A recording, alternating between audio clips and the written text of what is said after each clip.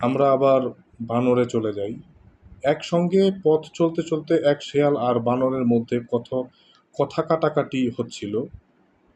তর্কের বিষয়টা হচ্ছে কাদের বংশ বেশি বনেদি। কিছু দূর যাবার পর পথের ধারে এক জায়গায় কবরখানা দেখে বানর কেমন যেন একটু আর্তনাদ করে উঠল। কি হে, কি হলো আবার তোমার? তুমি অমন করে উঠলে কেন? জিজ্ঞাসা করল শেয়াল। বানর কয়েকটা কবরের দিকে শেয়ালের দৃষ্টি আকর্ষণ করে বলল, ওই দেখ,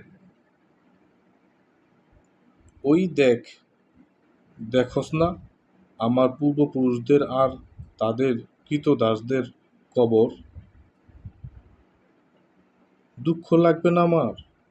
শেয়াল শুনে হেসে বলল, নিশ্চিত থাকো হায়া, তোমার কথার প্রতিবাদ করতে কেউ আর ওখান থেকে উঠে দাঁড়াবে না।